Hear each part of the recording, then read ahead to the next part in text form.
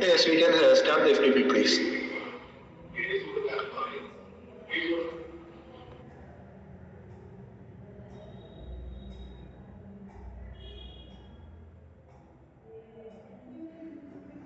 A warm welcome to everyone. We had a great session yesterday. Again, this is Sanjana. So today we are here with us Mrs. S.M. Ketna. She is an accomplished assistant professor in the Department of Computer Science and Engineering at St. Joseph Institute of Technology. With over 11 years of academy and industry experiences, she specializes in machine learning, deep learning, and natural language processing, and currently pursuing her PhD in question answering system at Anna University. She has published it extensively in Subbookes and Web of Science, Index Journal, and IEE conferences. Hold 2 published patents, actively contributed as a researcher, reviewer, and a mentor. A recipient of public academic recognition, she is also an NPTEL certified top performing mentor and has coordinated numbers of FDPS workshop and funded research proposals. Her research interests are span AI in healthcare, NLP, computer, visions, and smart city applications, reflecting her strong community to impactful research and innovative teaching. With this introduction, I would like to request ma'am to start the session. Thank you.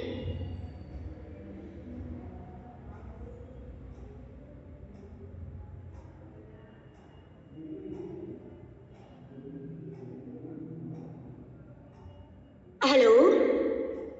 Hi. Hello. Am I audible, Sanjana? Yes, ma'am. Yes, ma'am. Okay. Actually, warm greetings to all the participants. Thanks for the wonderful introduction. Can we start the session? Yes. Okay. So I'll share my slide.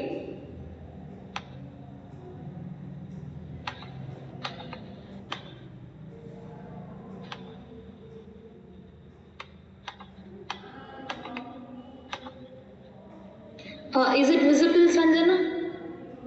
Yes, ma'am, it is visible now. Okay, fine. Okay. Actually, the FDP title is Foundation Models and LLM. In that, I have been given using AI for teaching, curriculum design, and assessment. So, I think yesterday's resource person have given you all participants a basic brush up about what is the foundation models upon which the traditional and modern AIs are built, and what are the different type of LLMs that is being supported in different domain. But before getting into the session, I really want to thank all the participants of this FDP to join here, because I know it's all of your personal time after 7. But sparing some time for this FDP and joining is really, it seems very great.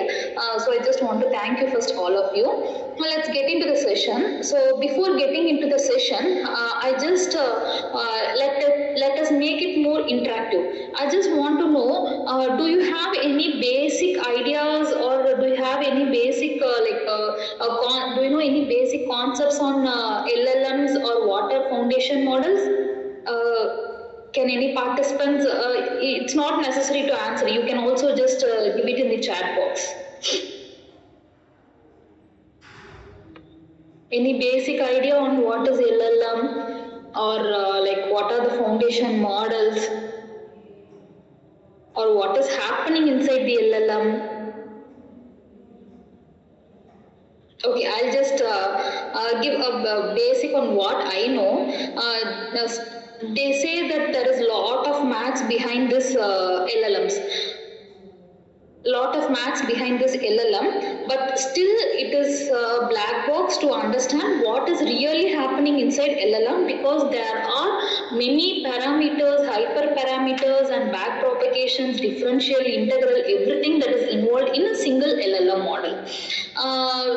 To be more simple, we'll be having a forward arrow and a backward arrow. So when I give a sentence, what happens? The arrow mark will be moving both in the forward direction and also in the backward direction. So in traditional system, what they do, the arrow mark will be moving only in the forward direction. Suppose if I'm given a text like, the dog is barking over the rat and it got afraid. So this is the sentence. I repeat again. The dog is barking over the rat. It ran away. So just take this is the sentence. What traditional system do is that it just moves the arrow mark in the forward direction alone, so that when it comes to it, the word it, sometimes the traditional model fails to understand whether the it refers to the rat or the dog. But here, since we are having more like a trained LLM and foundation models, where the arrow mark moves both in the front direction and in the backward direction, it is be able to easily interpret what the it means, whether the it is referred to the dog or it is referred to the rat. Another one example you all could have commonly heard, he is sitting on the banks of river. This is the sentence. I will repeat it again. He is sitting on the bank of the river. As a human, we know that when it comes to the bank of river, it comes to say that he is sitting on the side of the river in the sand. But in traditional system, they fail to understand whether this bank refers to the official like financial bank or the side area of the river. So all this type of confusions and interpretations, this led to develop a more accuracy and more robust LLM model. So there when they had introduced the NLP, natural language processing. So why do we need natural language processing is that in traditional system what happens is that if you ask a question to a system, it should it be having a phrase. Like it should be having subject, having a verb. It should, if it's a Dutch question, it should have a form. It should have a proper context. But nowadays it is not like that. When someone asks a question to any AI, hey dude, what's up? It understand what's up means they are trying to ask how am I, like that. But what traditional system understands, if I'm giving hey what's up, it will say the sky is up, like that, the crow was flying up, like that. It used to give answers, or the Google was in traditional system it was giving this type of answer. But nowadays the models and the AI and the browsers what we are using is being embedded, and it is understanding the colloquial language what we are using. So we have read many newspapers, and also there is many evidence that nowadays people interact more with the machines than with the humans. I think you all agree with this. So as the system is able to understand the basic or the local human colloquial language, it was easy for the humans to interact with the machines. Before getting deep into the session, I would like to share one real-time experience. Before 2 or 3 weeks, I was asked to take a session for research students on how do we use AI tools for a proper research paper writing, because they have to publish a research paper once they have completed their project. When I was telling the students, I was giving a seminar or workshop for the students regarding this. One of my colleagues said it is not ethical way to tell the students to use this particular AI tool for writing the research paper. They have to do it by their own. What I personally felt is that students know how to do mathematical calculation. They know what is 5 plus 7. But when it comes to large numbers, definitely they use calculator. Even we use calculator. It is not necessary that since I know addition, I only have to use my brain to give the answers. I should not use any electronic devices. The electronic devices or the technology development has been purely made only to reduce the workload of a human being or to reduce the complexity of the human being. So many of them could say that this AI is going to replace all the works of the human. This AI will completely replace faculties. It will completely replace some higher experts. Because I think about 1 or 2 years, in Kerala there was an AI teacher, and in Tamil Nadu also there was an AI teacher. So when it came, they all started telling that okay, hereafter a teacher's job will be lost, and most of the AI will replace. Because instead of giving salary for 10 faculty, I can have one AI teacher where it can handle multiple subjects. But what the thing is lagging is a mission is always a mission. When humans or the faculties, we go and take the class, we take the class according to the environment or according to the mood of the students. We also train the students based on their level. Like for slow learners, we could just give some important topics. We can like give some short answers to make them easily pass. But we cannot expect the same thing from the I personally feel that AI is always like a helper for all the like faculties, any other persons who are working in different domains. It is never and it will never replace the humans. So getting into the session, the today's session will be what is the basic introduction and how is the AI excelling the education. Next, in terms of education, when it comes to education, the basic thing we all do is planning, lesson plan. The lesson plan differs from educational institute to educational institute, starting from the kindergarten to the higher semester till the colleges. So how this AI tool can be used for planning the lessons. And next, when it comes to personalized learning, so what personalized learning is that? When giving introduction, Sanjana, I think she could have said that my PhD domain is visual question answering system, where I have to give an input and I have to give a question about that input and it will give the answer. This is the basic concept. So what is personalized is that if I am doing it in a medical relevant system, so I will post only medical relevant questions. If I am doing some arts and craft related work, I'll be posting questions only regarding the arts and science. So this Flamingo and Quizlet, what it does is, it will not give any generalized answer. It will try to interact whether you need to generate answers for which grade of students, like how many words or paragraph the answer should be. So it tries to interact with the user who are posting the question, and through this it will give a personalized reply for you, so that you can have a personalized learning which is suitable for you alone. Whereas ChatGPT doesn't do that. Suppose if I'm giving define machine learning, it just gives the whole concepts of the machine learning. But in Flamingo and Quizlet, they interact with you. If I'm giving define machine learning, they will ask for which grade student you are going to teach machine learning. On what, in machine learning, what concept you specially need to teach. Like that, it will give a many prompts. We'll just see the hands-on session for both ChatGPT, Flamingo and Quizlet. Next is how the AI is used for the curriculum design. And next is how are the AIs used for assessment and feedback. Here Google Classroom plays an important role, because I have witnessed right from kindergarten till even some medical institution, they are using this Google Classroom, which is very easy and user friendly to communicate with the students. And we'll also see the hands-on session for both the Google Classroom. And at final, we'll see what are the ethics that has to be followed by using this AI, and what are the best practices. So first, getting into the introduction, as I said before, the world has started evolving from traditional system to digital system, and from digital system, it has been moved forward to AI augmented education.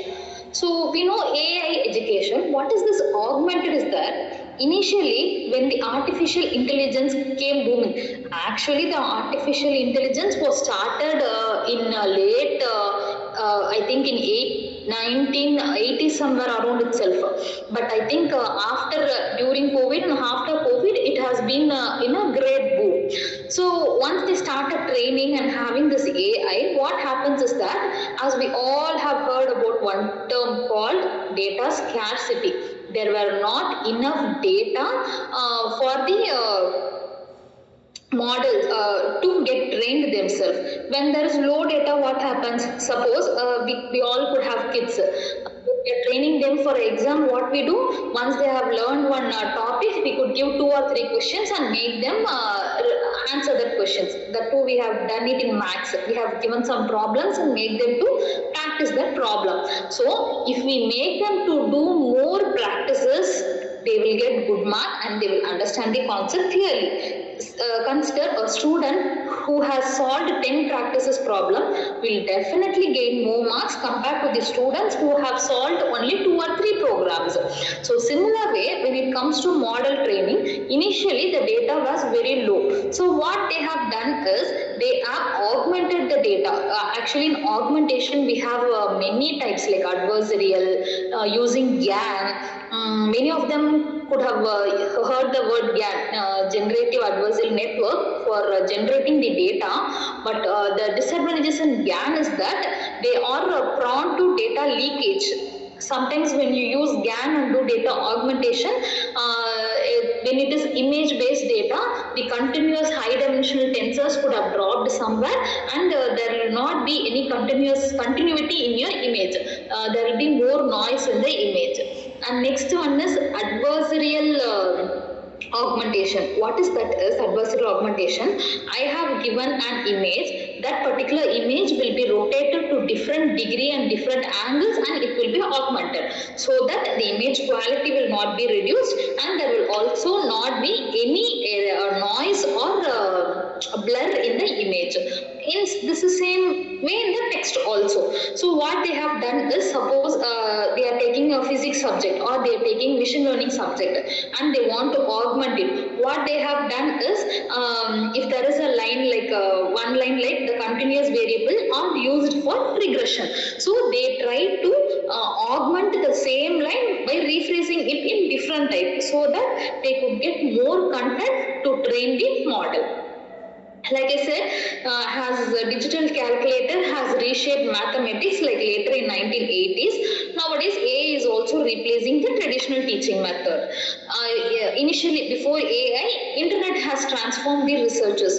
Once internet came into booming, when internet was available to everyone, there when research came into every person's home, they started doing research. The number of PhD started getting increased, and also the way they do the lesson plan also started to change in 2000s. Next, in the lineup of like a digital calculator and internet, generative AI was the next pedagogical heap. So why we need AI now is that it is going to reduce the faculty workload. Second, we can have a personalized learning. Before and all in traditional, what we can do, we will go to Google and put some topic. And in that topic, the search engine will give different pages. What all could do, even the students or the staff, they could go to only the first page mostly, or second page, third page, maximum first 5 page. After that website, they don't even visit. So when we were able to access that pages, students were also be able to access that pages. So it was in an era where what all concepts we know, students was also knowing that concept, and we were not able to get some personalized or customized learning according to faculty or students. So then my AI played a great role where there were many AI tools available. When you get inside the AI tool, some AI tools they come in and I can or cannot do. But Tango and Quizlet and also Google Classroom, it will initially ask your role, whether you are logging in as a student or you are going to log in as a teacher. So most of all these AI tools are data-driven assessment. They are also giving based on the data. Like if suppose I'm posting, I need a questions on regressions.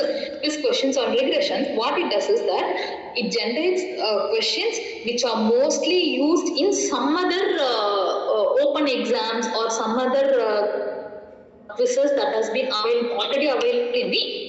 So A is not always a replacement teacher, it always being a helping hand for the faculties. And next, the first tool is ChatGPT. First, I'll go through the all the slides. Then I will get you into the hands-on session. We have actually 4 tools like ChatGPT, Camingo, Quizlet, Google Classroom, and Canva. I will have you a walkthrough session on all of this 4 tools.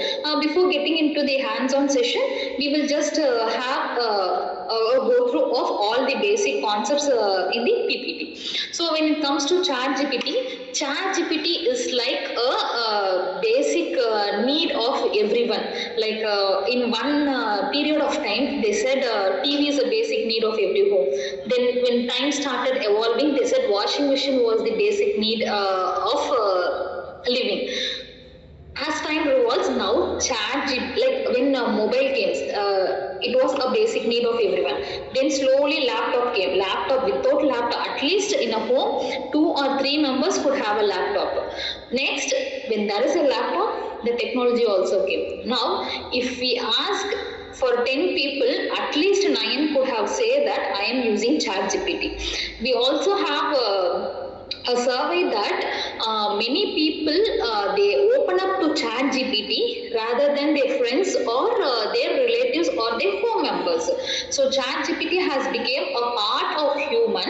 But here, what happens is that initially in like I could say in 2020 to late 22, that's when the ChatGPT boomed. What happens is that it was giving a false error. Actually, it could tell that some information might be incorrect. It was not giving that statement then. It could just give a statement that there is a knowledge updation till so and so date. So we have written a paper that time how this ChatGPT was not able to answer correctly because when it was boomed in 2022, most of the people they were not aware of what ChatGPT is, but they could just say that there is one AI tool, whatever question you ask, it was giving answer. So even for domain experts like us, it was a surprising how model is able to answer, how it is able to customize and give answer. If I give paragraph and ask it to highlight and give 2 or 3 points, it could highlight and give. But at that time, it was not that much accurate. Later, when they have trained and updated the knowledge, where they have used RAG, retrieval and generator model, it was improving its accuracy. Once the ChatGPT has been boomed in late 2022 and in start of 2023, many of the faculties they have started using ChatGPT for lesson plan generation, because we all know lesson plan generation takes most of the time, because in any of the grade it is the basic. We have to do the lesson plan. So some faculties what they do is they plan it actually. In some institution it might be just for the namesake. So it might kill some of the time. So what they started doing is that they started depending completely on ChatGPT for lesson plan generation, because that time we were not aware of Perplexity or Camingo or Canva and all. So ChatGPT was the only source where they could depend on to generate some lesson plans or AI relevant answers. And in all the engineering colleges, what they could have is they could need to map their course outcome with the Bloom's taxonomy. Whether you're going to take some model questions, it has to align with Bloom's taxonomy. It has to address what level of knowledge mapping it is, whether it is BL1, BL2 or BL5. So, I have experienced one worst experience with this Bloom's taxonomy relevant to ChatGPT. I need to take a model question paper where the Bloom's taxonomy need to be 3 and 4 above 3. So when I have given my 1 unit syllabus and I have asked to generate it, it has generated. But what some education institution are expecting is that the keyword must be exact. If suppose it is creating, it should be like create. If it is like evaluating, it should like a BL6. If you're coming for implementation, it should be like create. So this ChatGPT was not able to generate the question exactly with the Bloom's level keyword, but somewhat the question was trying to satisfy the Bloom's level. So what we done is that we have taken the keywords for each Bloom's level taxonomy. If it is BL1, we could mostly have WH type of questions, define, recall, compare, contrast. So we have taken the keywords for each of the Bloom's level taxonomy and we have given it as an input, and now we have suggested or we have prompted the ChatGPT to generate questions on this particular topic with this Bloom's level taxonomy having this particular keyword. So it started generating a beautiful questions where it was making the students to think and then answer.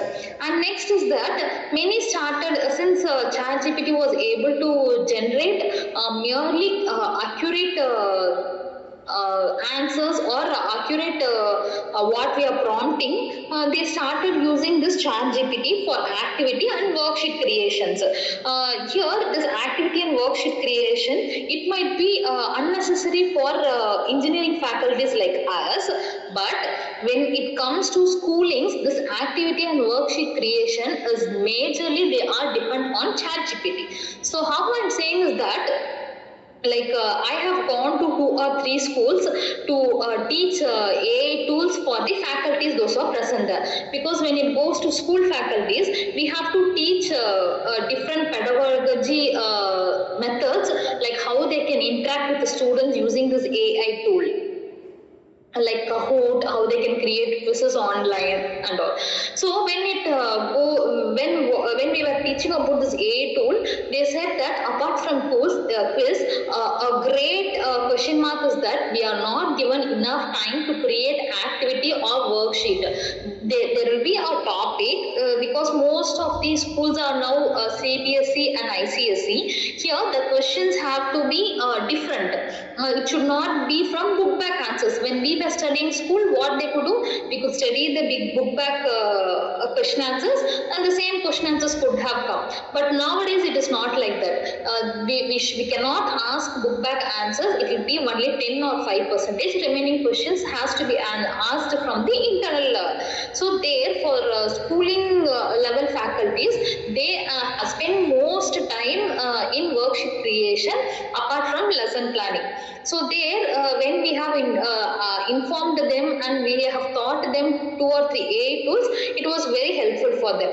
Another one area where this activity and worksheet creations are helpful are that many parents are unschooling their kids now, like they are not sending to any school, but they are doing homeschooling. There these parents, they use this AI tool to create worksheet creation, and this also has been surveyed and done as a paper. They have published a paper stating that ChatGPT is being mostly used for lesson plan generation, and next to lesson plan generation, rather than faculty, like college faculty, it has been mostly used by school faculty, and after school faculty, it has been mostly used by parents to make their students practice different worksheets, that to parents, those who have unschooled their kids. And next is differentiated instruction. In ChatGPT, what happens is that if I am giving a prompt, it gives different answer for me.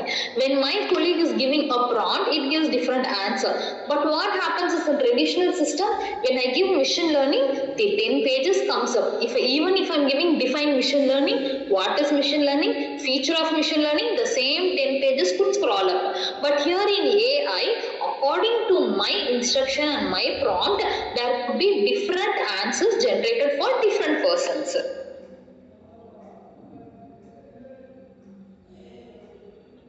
So ChatGPT was always a assist for faculty and it was not able to replace them. And next is Kamingo. This Kamingo, it was created by the Khan Academy AI, and here it is specifically it is a learning assistant. So here this Kamingo, it is very beautiful compared to ChatGPT. It was inspired by ChatGPT and it was basically built on that technology, but it is purely only for the education. In ChatGPT, you can ask any questions like if I need to decorate my house, you can ask it if my wardrobe color is pink, what color handles I can give, or you can just give prompts like if my wall color is purple, what color curtains could I go for, like that. It will answer. But this Kamingo, it is designed specifically for the education purpose. Like normal chatbots, what we are using in some websites, this Kamingo does not give direct answers immediately. Like I explained before, right? Suppose if I am giving explain machine learning, it could ask for what grade students you are going to teach this machine learning.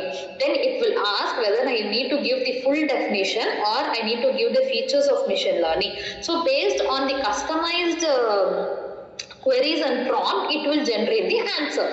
So here what this Kamingo does is that it guides the students step by step by encouraging their critical thinking and problem solving. So when it interacts and tries to ask what they are expecting, the students will be thinking that they will not get diverted, they will be getting answers for only for what they are needed. So what is the purpose of having Kamingo is, like I said, when some parents have unschooled their kids, it will be helpful as a personal tutor. And even today, when we come to some deemed universities like BIT, SRM, and Shivangi University, what they do is that we will be not able to personally meet the professors of few subjects and get our problem solved, and sometimes we will be able to take NPTEL courses based on the credit. So at that time, this Kamingo will be helpful for us as a personal tutor. Next, a guided problem solver. So since it does not allow us to divert to any other solution, it will have a focused learning and it will be guided for us. And next is a coding assistant. Even ChatGPT does the coding. Similar like ChatGPT, this also do the coding assistant. Next, it is not only a tutor for the students. This Kamingo will also be helpful for the teachers. So more the basic educational goal is that it helps the students to learn how to think, not just what the answer is. I have given a screenshot in the next slide on exactly what this line is trying to convey. I will just go to this slide and then come back there. Okay, so I have given a same set of questions in both Kamingo and in the ChatGPT. So here this first question I have posted in Kamingo, like can you solve this question? So first it started asking me in what way you need to solve. It went 2 or 3 interaction and then it gave the answer. So here it has given a step-by-step answer where even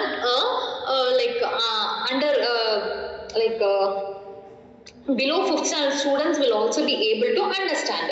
So the same question when I was given to ChatGPT, it was be able to solve in a different method, and at before answering, it said that I am solving this method in a Kamingo way. See here it is here. Let's solve it the Kamingo way. I was waiting for the answer. It solved the answer. Like it was solving this answer. Then I asked ChatGPT, why in Kamingo way, solving your way. So what it said is that Kamingo way is a clear teacher style explanation. So what does a math teacher does? they explain the mathematical solutions step by step. So the ChatGPT have accepted that Kamingo solves all the problems or the queries step by step, unlike the normal or traditional way. So it also gave some other reasons like why it has used the Kamingo way. So it is used to teach thinking, not just give answers. So the major and the basic goal of Kamingo, the way in which Kamingo was designed was that it's designed to teach the thinking and logical capacity of a student or the persons who are using this, but not just to give the answer alone. For educational reasons, why they are using is that if students see the full solution immediately, what they could do. It might be an assignment problem also. Kamingo doesn't know. But to be on the safer side, what it says that they do not copy the steps. They do not understand why each step is done. So learning became answer oriented, not concept oriented. So only when the without giving the step, if it is giving the answer, they could just write the answer and go. They could just copy it and go. So they will not be able to understand what the Kamingo is trying to solve step by step. So Kamingo always asks guiding questions. It makes students decide the next step. So builds the problem solving competency. So this way of approaching is called as Socratic learning approach. And next is that, coming back to the slide, here we have completed. So that's why it has been quoted that Kamingo helps the students learn how to think, not just give the answer alone. So next in that subject coverage, in Kamingo itself, it will ask you to select in which subject you need to concentrate. There will be a drop down box whether we need to concentrate on mathematics, or we need to concentrate on science, or we need to concentrate on computer programming, Python or JavaScript, writing and grammar, or problem solving and logic. So when we select a particular subject and when we are posting queries relevant to that, it will be focused on that particular subject alone.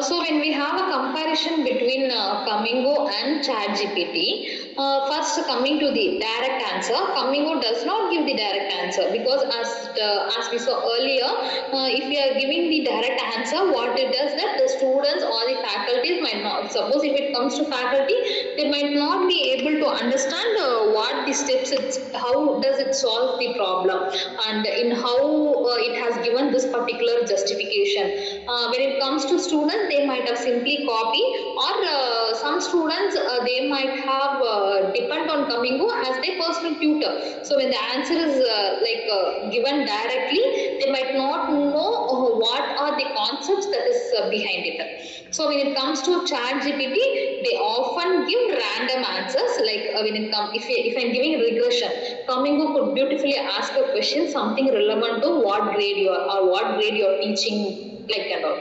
But in ChatGPT, it gives a full abbreviated answer irrespective of who the user is. Whether the user might be a 12th standard student, he might be a faculty, they might be an unknown person to machine learning. They give a generalized random answer. So when it comes to teaching style, this Kamingo must always be a guided one. And ChatGPT, it will be as an information one. Information one is that what happens when we take and read a newspaper, the information is common to all. It does not precises or it does not customizes the content based on the persons. So it will be a general information and it will not vary from user to user.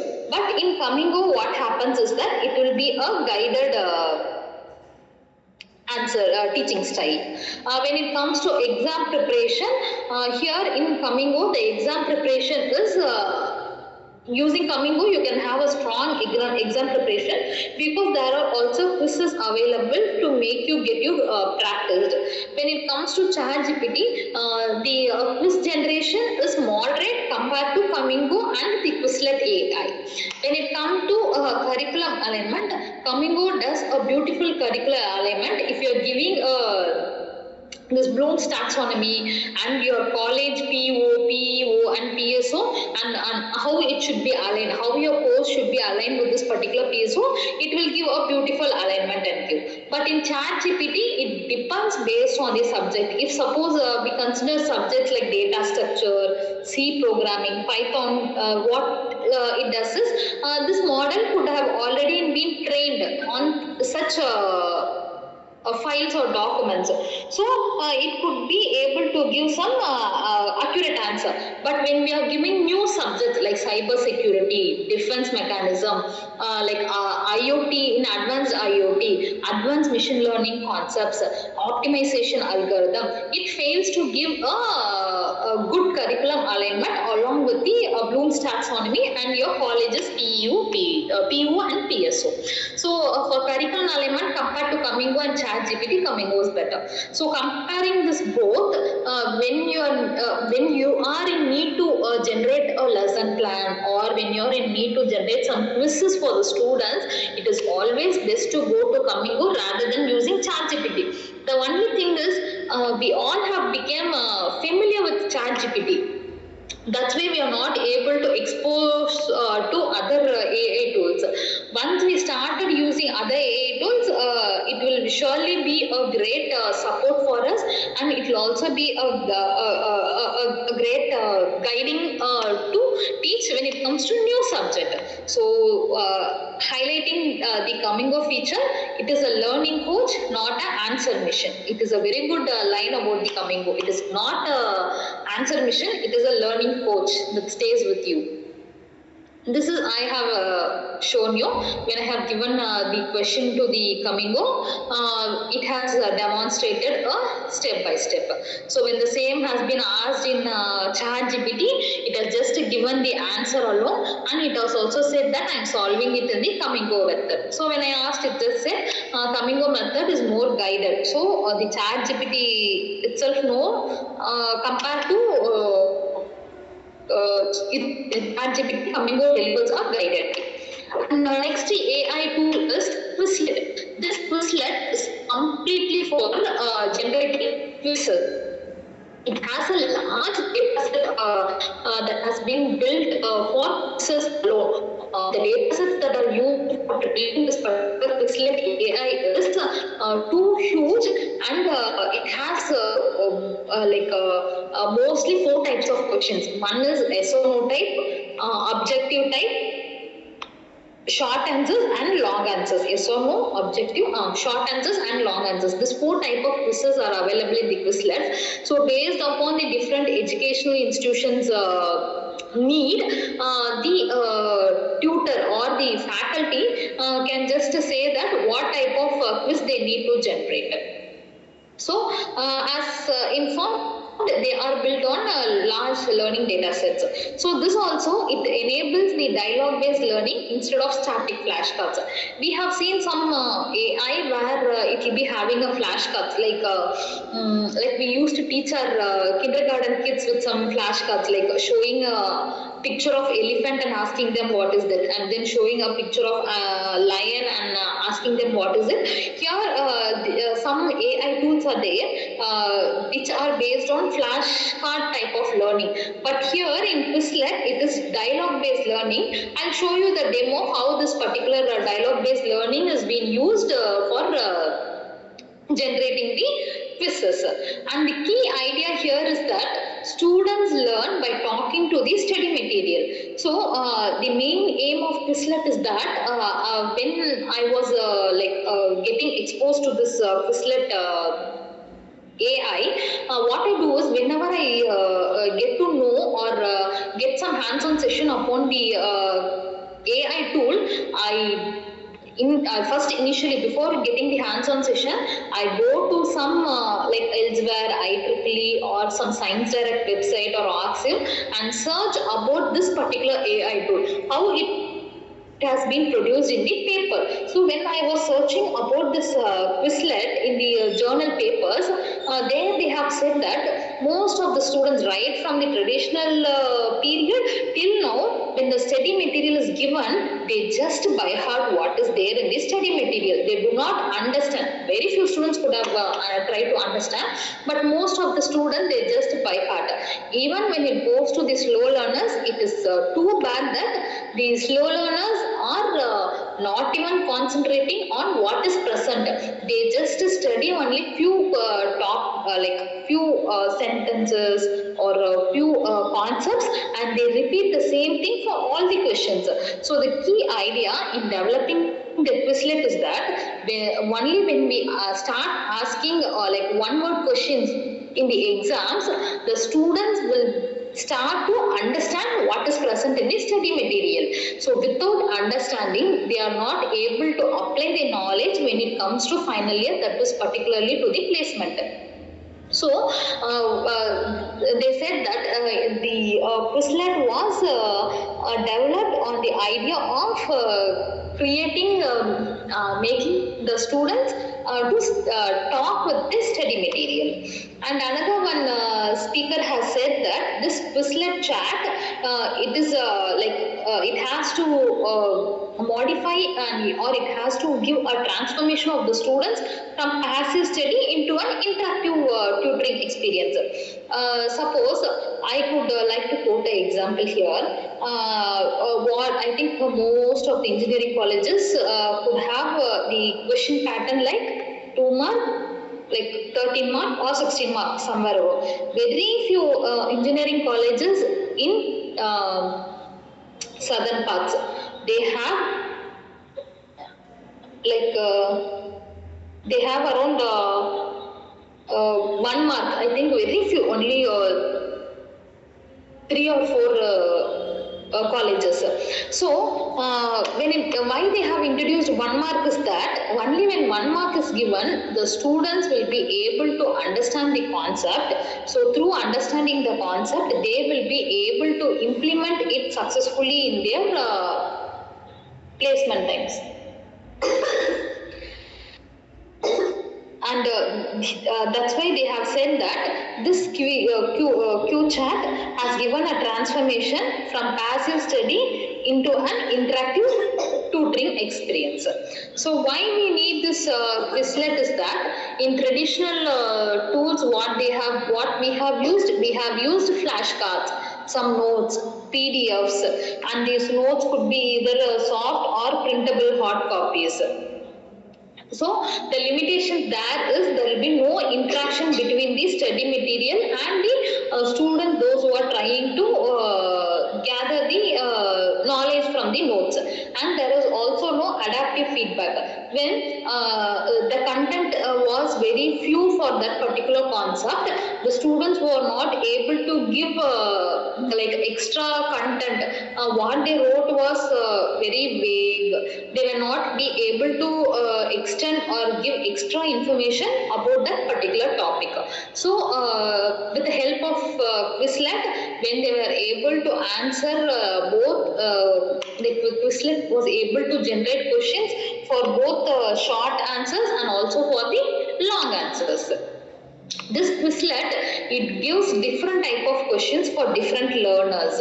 So first, it might also ask, when we are generating the question, like if suppose I need to generate 10 questions, it will ask how much intermediate question, how much tough that the questions should be like tough level or intermediate level or simplified level. So when we have above 50 to 60% of slow learners in our class, we can definitely concentrate on the simplified explanations or questions. When we have some advanced learners, we can have some deeper questions, like complex questions, where they can apply their logical thinking and answer the questions. And some of them are visual learners. Here visual learners is that we can give some images and ask them to answer from the images. This particular visual learning will be helpful for core departments like EEE, ECE, where where they will have some circuit diagrams and the values will be given, and from those values they have to give the answer, which is example based learning. And next, the major advantage for the faculty is that it supports differentiated instructions at various levels. Suppose a faculty might be a new joiner and a faculty might be experienced person. So based on the faculty's convenient, it will be able to generate quizzes like Flamingo by interacting with the user. So for this also, I will get you through the hands-on session, how we can generate a quiz. So you can also give prompts for this Quizlet, like quiz me on this particular topic, or explain like I am a beginner and generate quizzes for this particular. Give a real world example. I think in Quizlet only when you are asking to explain a concept, it will ask whether I need to explain this concept on the real world example. If you say yes, it will ask a prompt that in your class how much students are there. When I was going through this Quizlet explanation, I just asked it explain regression. So it asked me whether what grade students you are going to teach. I said I am going to teach for second year engineering students. Then it said that okay, you just give some description about your class. I just gave I have 20 girls, 30 boys. Then it asked me like they are in the time of semester or what they are doing. I said yeah, they are in the semester exams. So based on this prompt, it beautifully explained me the regression that if suppose there is 20 students girls and 30 students boys, it will extract the features of the girls, like how much hour they are studying and how much hour they are spending on the phone. Likewise, the same feature will be extracted for the boys also. Now, depending on the number of hours they spent and whether they are boy or girl, the model will be able to predict the mark they are scoring. So it gives a beautiful explanation like based on the real world example where I am going to teach. So this Quizlet is also beautiful when it comes to the explanation. So here I have a comparison among ChatGPT, Flamingo and Quizlet. So first for conversational AI, when it comes to ChatGPT, yes, it do converse with the user and generate the answer, as well as Flamingo and also the Quizlet. Next, when it comes to the lesson plan creation. Lesson plan creation, coming to Flamingo and Quizlet, ChatGPT does the wonders, because Flamingo and Quizlet, they are basically developed only for the learning purpose and not for generating or assisting for doing some other works. They are only knowledge expert. Next is personalized tutoring. When it comes to ChatGPT, it fails to give the personalized tutoring where it generates random answer and common answer for all the users. But when it comes to Flamingo, it initially asks it what type of grading students you are going to teach and how are the students, like are they slow learners, are they advanced learners, or are they visual learners. So when it comes to Quizlet QChat, it is moderate, it is not too good like Flamingo, but it is also not worse like ChatGPT. It can generate and tutor you. When it comes to exam preparation, Quizlet is very strong because it will generate multiple quizzes. It has multiple type of quizzes in it, like yes or no, long answer, short answer, whether you need to answer true or false.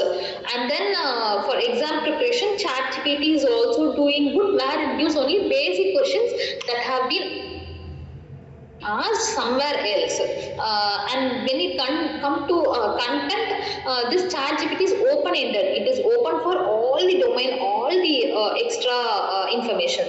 Next, when it comes to Flamingo, it is only curriculum-based, like whether it is depend upon the engineering curriculum or the science and humanities curriculum. Where I said that when you are opening the Flamingo itself, it will ask the what type of subject you are going to ask questions. It has the four areas like mathematics. I'll show you. Like see, it will ask whether you need to ask questions on mathematics or science when it comes to computer programming, whether it is relevant to Python or JavaScript or in grammar or problem solving and logic. I think most of our questions will be revolved around this 5 particular subjects. I think medical, it will be not able to give that accurate answer due to some ethical consideration.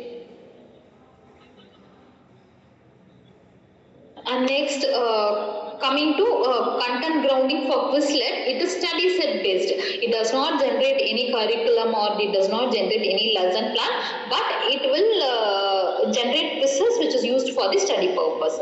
Next, Socratic questioning is that generating detailed step-by-step answers and asking the user where they are getting confused and where they need to focus. This type of questioning, when it comes to ChatGPT, it is optional. It does not ask this type of query for all the questions. But when it comes to the basic feature or the nature of this particular AI model is that it has the Socratic questioning type. When it comes to Quizlet, it is limited because it just asks what type of quizzes you need to create, what is the target audience, and I think it will ask for the time duration and that extra load. It is not Socratic questioning AI tool compared to Coming. And the final tool is, the third tool is Google Classroom. So before we have seen ChatGPT, Coming up, Quizlet, and the fourth one is Google Classroom. So Google Classroom, it is a part of our Google. Inside this Google Classroom, we have Gemini. It is a powerful AI tool. It has been backed by Google only. In AI also, there are beautiful features. We will have a walkthrough to this Google Classroom. And suppose if you already know about this Google Classroom, it's okay. But if there are freshers or there are any persons who have not used the Google Classroom, it will be useful for them. So it has Gemini, which is Google's advanced AI assistant. Instead of getting into Google Classroom and using, we can also use it on the Google Chrome itself, which is called as Bard. It is built by the Google's DeepMind AI. So here this Gemini, it supports text, code, images, tables and reasoning, same like the ChatGPT. But since most ChatGPT is like user friendly, as they have used ChatGPT from the beginning, it is being more user friendly compared to this Google Classrooms coming up. But still many educational institutions, they follow Google Classroom because it is very good AI tool which is embedded along with your Gmail for assigning any assignments, for doing quizzes. Because I was working in VIT for 2 years. There what they could do is they could host this quizzes and assignments in Google Classroom only. So a very big deemed institutions like VIT, it was so good and it was also easy, user friendly to handle all the assignments and the quizzes where the grading is different from individual faculties. So most of the professors, they found this GCR, they say shortly tell it as GCR, Google Classroom, for grading the students for the internal mark, where everything is transparent. You can just give a step mark for those assignment. Students can understand in which part they have lost mark for the assignment. So here it is integrated with the Google Workspace. It is along with your Google Drive, Google Mail. I will also let you the hands-on session for this Google Classroom. And the last tool is Canva AI. So Canva AI is also a AI powered tool that mostly depend on the designing. So I hope many of the faculties, if you are designing some posters for your workshop or for your college work, you could have used the Canva AI. But we faculties could have used this Canva AI only for designing. But here once you give a content, you can also create beautiful slides using this Canva AI. When your students apply for hackathon, what happens is that most of the students, when they apply, they just create a black and white screen, which will be very dull to visualize itself. Consider yourself being a evaluator for any one of the hackathon. What could you do when you see a PPT with just a black and white screen and a PPT with the colorful visuals and colorful, not much colorful, but slightly with then and there when it is needed. So instruct your students to use this Canva AI for generating text where it contains some pleasant designing. So here you need not keep some logos. Another one thing what I need to tell is that apart from Canva AI, we also have another one famous AI tool called Draw.io. DRAW.io. This AI tool is very super for drawing this architectural diagram when it goes to your research papers. So what happens is that even in most of the research papers, they expect your architectural flow or architectural diagram or your workflow to be more interactive in the sense to be more colorful, how the process happens with the different type of arrow marks and all. So when there is an expectation from the editor itself in the paper, definitely when we are presenting the slides, it should also be in some beautiful design, where the Canva AI is the basic AI tool which help us for the designing. Here it also creates images and videos using AI.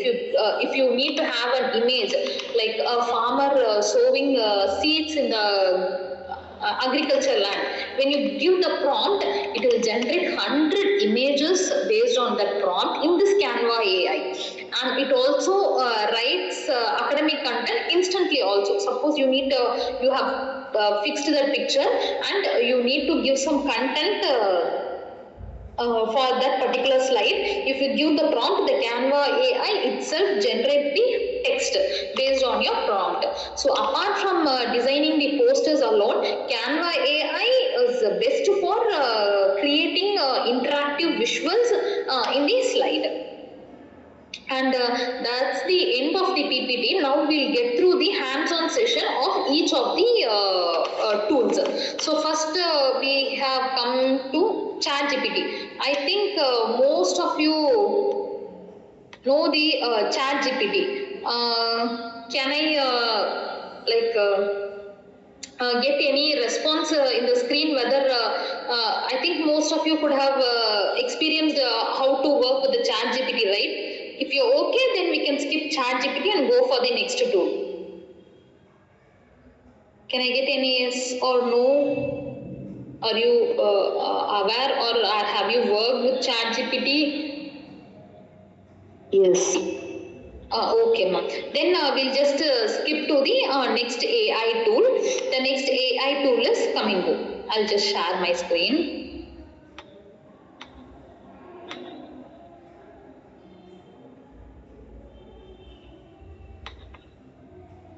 I think I'm visible.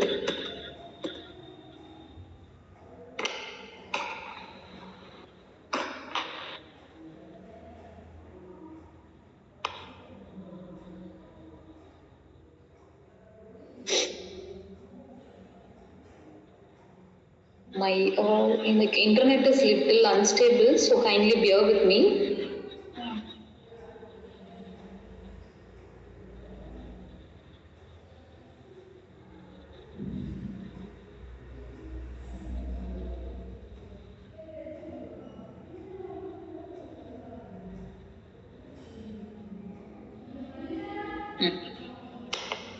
So here it has different options, like you are a teacher or you are a student or you are a parent. So I have informed you earlier that most of the parents have started unschooling their kids, and for they have been used this Flamingo. So it will ask for an option whether you are a teacher, learner or parent. So I am giving a teacher. It will ask for a sign up. So first time when you're getting sign in, it will ask you to log in through your Google account itself. I have already logged in, so it's just getting it directly into the account.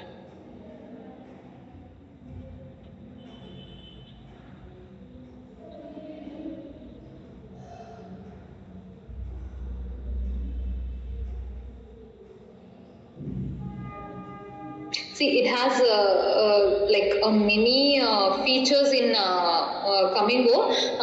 When it comes to learning, compared to ChatGPT, this Kamingo creates a wonderful is a wonderful platform for you. So here also it creates a quiz. It creates the questions. It recommends the assignment once you give the. I have tried lesson plan here, but compared to ChatGPT, this does not give an customized or a well-structured lesson plan compared to ChatGPT.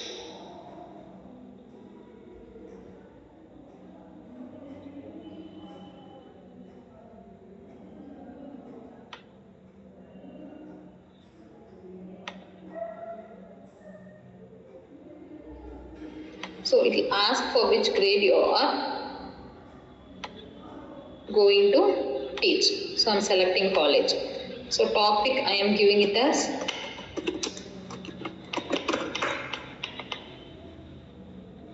machine learning. See, it asks some interactions on the discussion topics on what are topics that has to be discussed. Here it will also have a prompt where, once again, it will explain you about the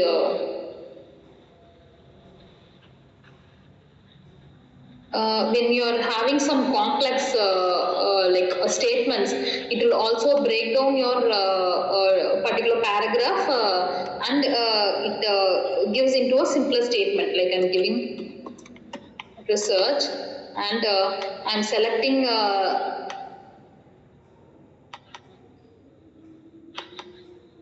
some content from the paper, research paper. I'm just taking the abstract of one of my research paper and I'm trying to paste it here. It's asking what type of chunks, like create a shorter text by phrase for fluency.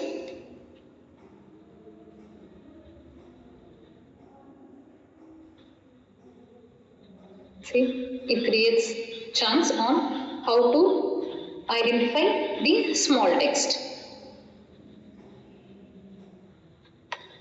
And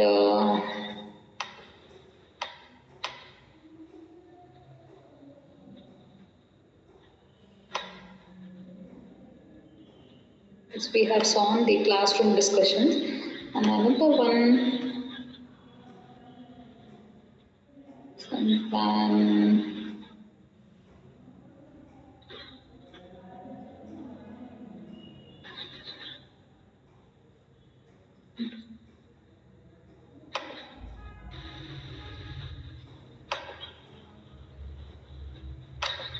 see, whatever we go, it will ask for what type of students level you are going to teach. So in all our curriculum or all our subject, we could have some like objective, or sometimes when we are the member of the like a board to prepare the syllabus, they could have asked us to write the objective or outcome of that particular syllabus. So that time what you can do is you can just give the topic of the syllabus here and it will generate what is the objective of this particular topic. By end of the session, what the students will have to learn from this particular topic.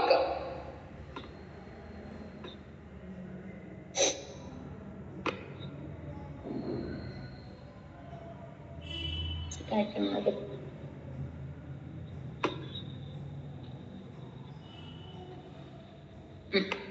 So here I am going to ask, explain machine learning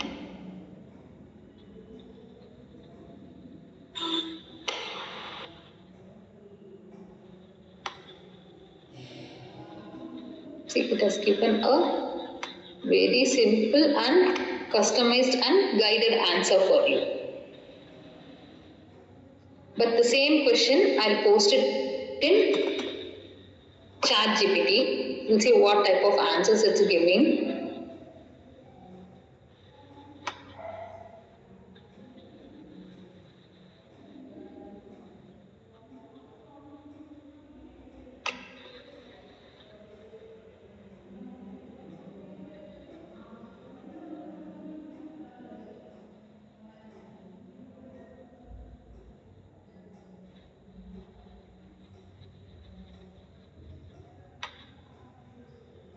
What I have given there, explain machine learning.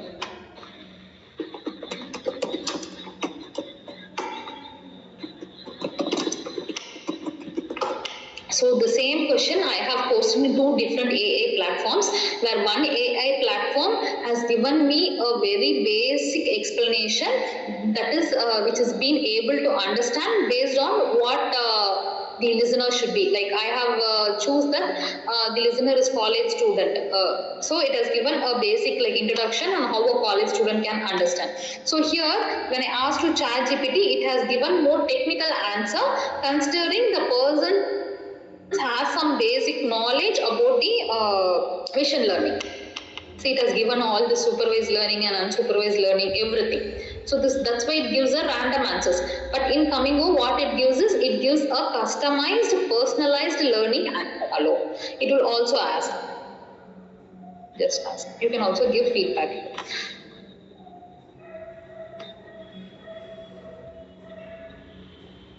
So here there are all, apart from doing chunks for the text and having this discussion prompt, there are also other features that has been available. You can just go through it and see on your free time. The next is Quizlet.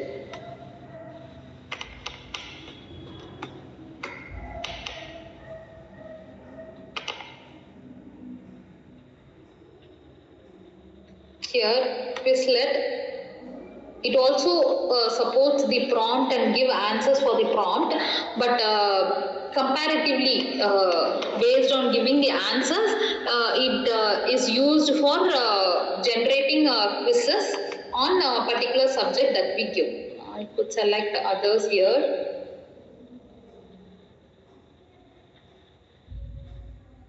You can also select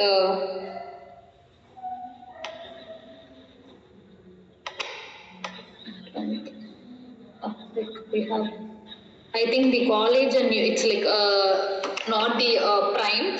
Since it is a free trial, they have enabled only till 12th. Once you have the paid versions, you can have the college and university level also. Here we'll see how to create a quiz.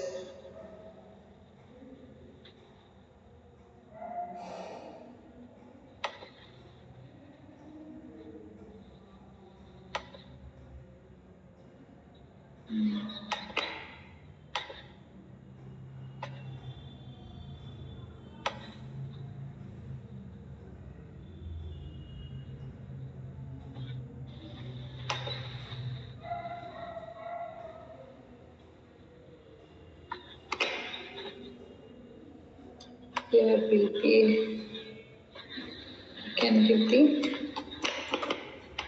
title, activity start date and the end date. See, study with multiple choices and the written question. You can also create a flashcards, or you can also have a test where it will display the questions only for 1 or 2 seconds. So I am choosing that study with multiple choice, and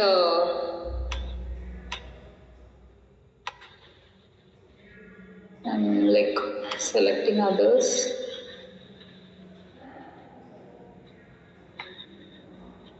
I don't get computer science here. I'll just then go with some basic maths or science quizzes.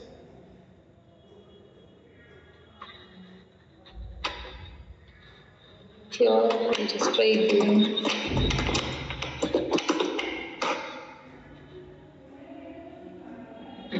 It has few questions, quizzes that is relevant to the computer science domain.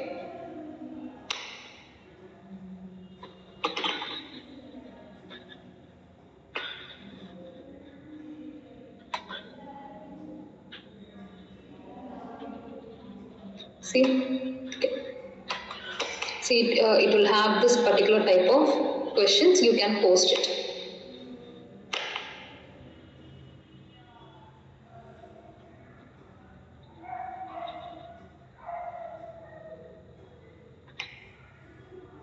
And I think in Kamigo also we can create quizzes once with, and I'll just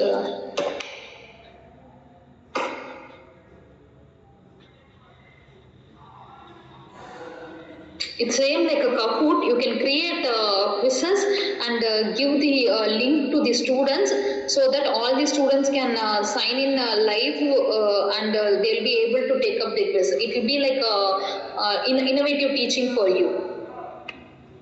I'll just see whether it is in Kamigo or it is in Quizlet.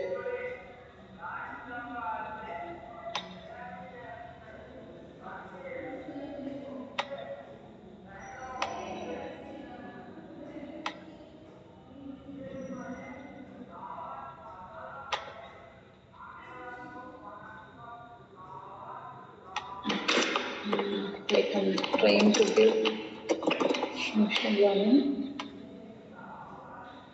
It will ask on what topic, like on algebra or on bias or on what is machine learning. So I have selected the grade. Answer choices, it will ask you need like true or false option or like 4 options or 5 options. I have given, so how much questions, like I am giving 5. Okay. I will give 5 questions and I am giving it a start.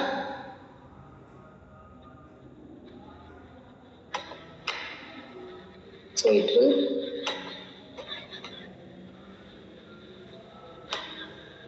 has generated the few questions and the answer key is for the faculty reference. So here also it generates the quizzes like Quizlet AI. Actually, we can post this particular quizzes in the online and ask the students to answer online itself. I'll just see where it is, or later I'll just share it through the PPT, through the organizer. Okay. And next one is Google Classroom. So when it comes to Google Classroom,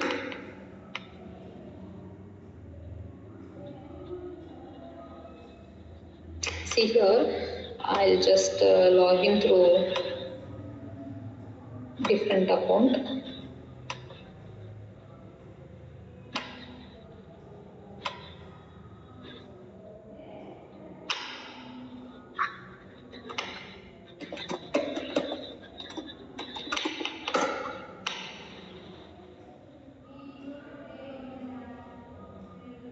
As said earlier, Google Classroom is a part of Gmail.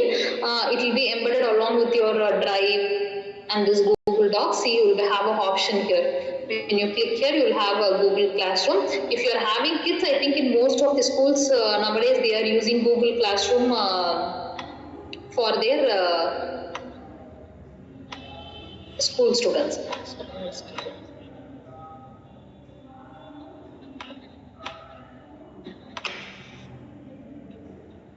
So here, this is the first. What I can do is I can create a new class. Suppose if I'm handling for second year ADS, let me keep. Here we have a plus sign, so I can click this to create a new class. It will ask you need to join the class that is already available, or you need to create a new class. So I'm giving the new class. I'm giving ADS second year. So it will ask session, I am giving as B section. It is asking what subject you are taking. I am taking AML. Suppose if your education institute has registered all the subjects, then it will show you, else it will show the basics. I am giving advanced machine learning and I am giving the room number as 54.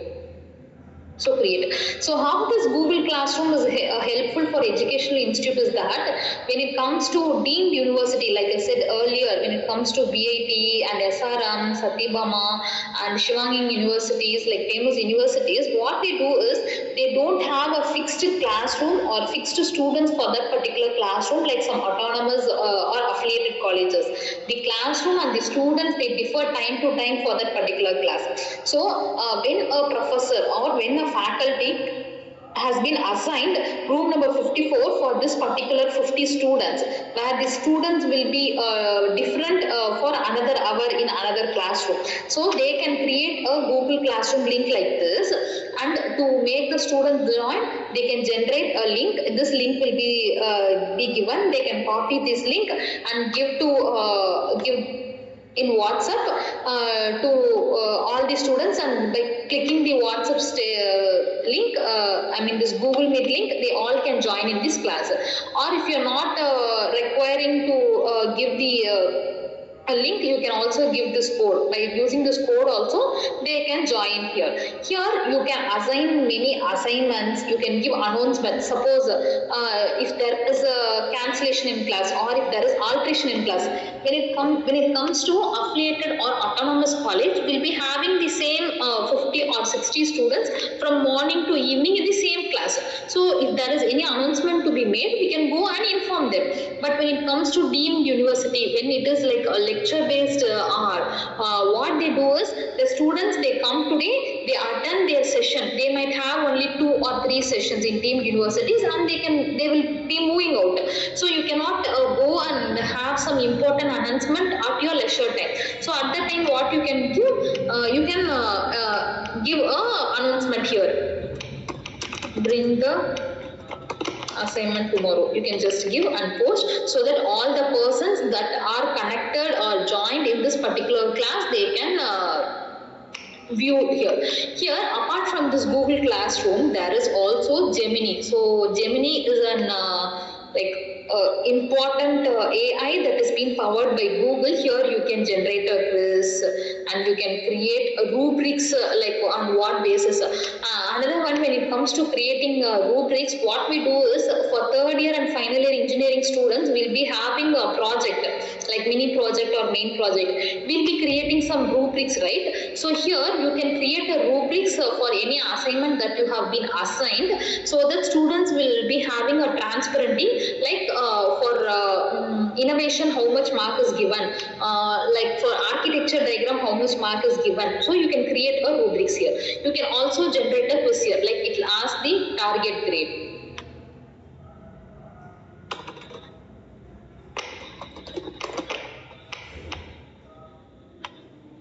How much questions you want to create, I am giving. On what topic or knowledge skill you want to demonstrate, I am giving a regression itself. If you are having question, you can post it or you can just generate it.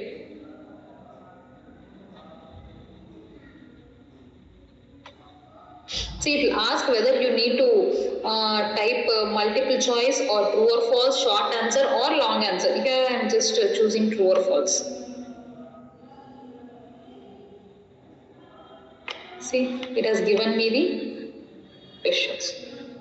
If you are not satisfied with this type of questions, you can also generate new quizzes, or you can also incorporate some themes into this. You can add more questions into this particular theme.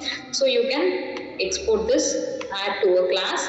It will ask for which class. I am already having ADS second B and second year. So it will ask for which class you need to assign this quiz. I am assigning this, whether it is assignment, quiz assignment, questions or materials. You can confirm.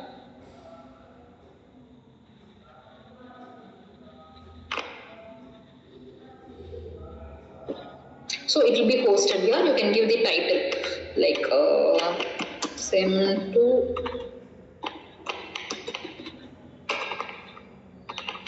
I'm giving. If it is need to be graded, I can on this, or else I can just off this. Assign. Here I am giving it as assign. Here also you can give how many points you need to assign, all this. So it will be assigned and all the students will be able to view this. So in this way, for Google Classroom, you can assign the quizzes, give announcement, post some notes, materials, everything. And the last AI tool is Canva. So Canva AI. Like I said before, most of our faculties could have used this Canva AI for creating some posters, but this Canva AI you can also use it for creating the interactive PPTs. I'll just show. So it will be here. I will give a prompt here like a farmer sowing seed. I need to create an image.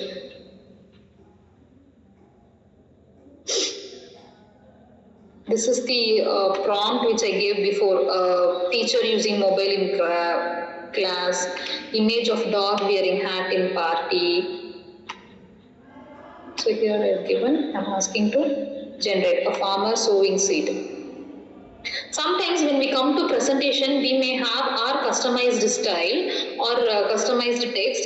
So for that, when we need to create a text, when we go to ChatGPT, it will take a long time. I'll just show you.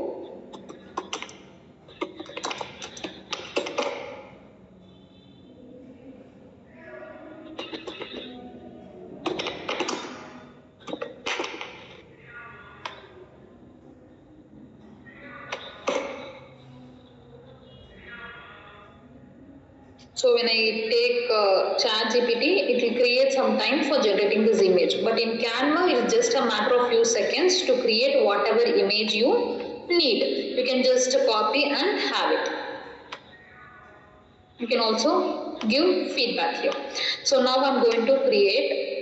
You need to create a presentation, or you need to create a document, or you need to create a poster. You can select from here. Now I'm going to create a presentation. So it will ask the presentation is going to be in what style.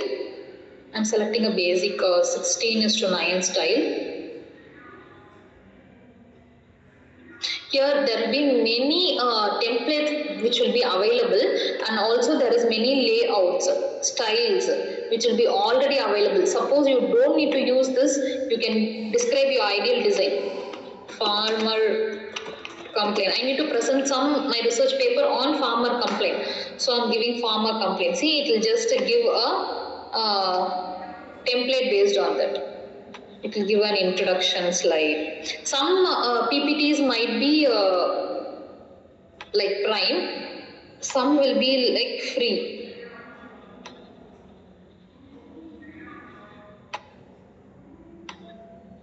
Most of we'll try with the basic one. See, you can create a PPT like this. Suppose the first slide I am keeping it here. For creating the next slide, you can click the add page and you can select from the here. So when our slide is like instead of being black and white, when it is like interactive and colorful like this, it will be more impressive and it will be good looking, but most of the design should be very neutral and calm. Don't select some like highlighting colors. So once you have created all your PPTs, you can just give it a share. So once you have given share, it will ask you to download. Sometimes if this particular PPT, you are doing it as a teamwork, which has to be shared by you and your teamwork, you can give add people and add their like mail ID here. So it will share this link with them. They can also modify. So for whom all the members you have added here, they alone can edit this particular PPT. Others they cannot like edit or use this PPT. So now I have completed designing my PPT. I am going to click download. So it will ask me like what type you need. You need to download it in PDF, or you need to download it in video style. You need to download it in JPEG or PNG. Suppose if you are creating one particular poster or image, always try downloading it in a PNG. It will give a good clarity. So now since it is a PPT, like when it has 10 slides, I am going for PDF versions. So PDF standard. Always give flattened PDF. If you give compressed PDF, sometimes the text and the images might be blurred. Suppose if you need to change the text here according to your, you can just delete and type your text here. Okay. I'm giving share, like I need to download. I'm giving download. It will be downloading as your PDF, where it takes some time. See, it's downloading here.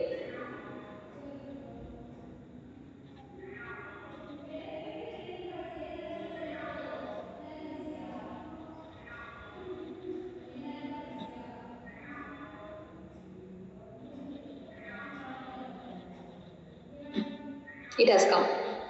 So I have 2 pages in my PPT and the 2 pages have come. Okay. So these are the basic tools that have been mentioned for today's agenda. Apart from this, I could also like you to show you another one tool called Draw IO. As many of them are faculties here, it will be very useful when you do some research papers, or it will be a very helpful tool for your students to do their architectural diagram for their project. See, when you, it is a website, it is general website, it is open for all. You can just name your diagram. You will be having some basic templates here. You can click create, save. It's very user friendly. It is having high dimension. Once the image is, you completed the image and downloaded it, the clarity will not be splitted. See here. Here also you can change, customize anything. You can add the text. See, if you need to change the color, you can click here. You can give color for this so that your like diagram will be more colorful. So once you have created, you have to go to File, give as, export as, always give us PNG file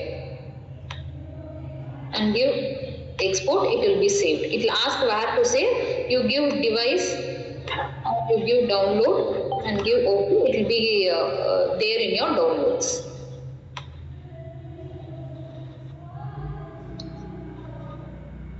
See? Be no blurring or noises in the images. It will be very useful for both faculty and also for the students who are doing their project, who need to draw the architecture diagram. Like with this, I am completing my today's FDP, and if there is any doubts or clarification, feel free to ask me.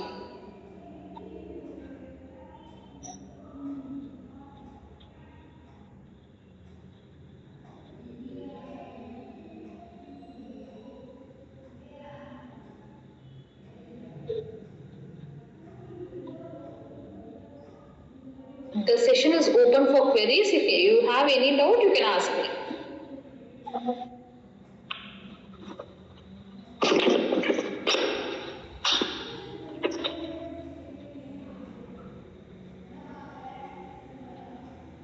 If there is no doubts, I think we can wind up the session. Like, is the organizer there? Yes, ma'am. Yes, ma'am. Thanks so much, ma'am. Thank you. I think there is no queries. Yes, ma'am. Okay. Thanks so much for today's session. Okay, thank you, ma'am. Thank you. Like one have asked for research which AI is best. Starting from literature survey till citation, there are different tools for the AI. Like it is like another session where we need to go, because we can just download the like 10 to 15 papers, and with the help of AI tool itself, we can develop a beautiful conference paper and also a journal paper if you are a little expert in the subject. A beautiful conference paper, I think within 2 to 3 days using all these AI tools. I'm saying from the literature survey to the citation. I'll tell you 2 or 3 AI tools. I will also post as a message. Research Rabbit, Elicit, Zotero is very good for citation. This Draw IO is very good for architectural diagrams. Apart from this research capital, is it? As of now, I could remember only this. This research habit and elicit is very good for explain AI. This AI tool is very good. What it does that if you're not able to understand a research paper, you can upload it in this explain AI, and if you highlight or if you select a particular paragraph, it will explain you to the like basic level on what is given in that particular paragraph. So it will be very useful, this explain AI. As a beginner, if as a beginner I need to do some research, or you can also suggest this explain AI tool for your students also when they are in the initial stage of research or when they need to do the project.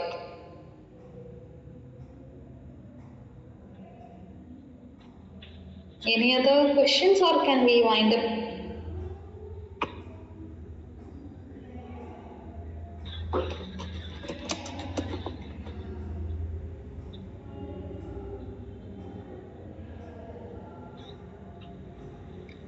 Okay, I think no one have more doubts, I guess, ma'am. Okay. So, thank you so much, everyone, those who participated in this 6 days FDP on foundation model and LLMS. And thanks a bunch to our Kritina ma'am for this wonderful session, ma'am. It was really amazing. Thank you so much, ma'am. And now I think I'm requesting to everyone, this section is end for today. Everyone can leave. Thank you so much once again. Thank you so much, ma'am. Thank you, thank you. Thank you all. Have a good day tomorrow. Thank you. Good night all. Okay, ma'am. Thank you. Thank you.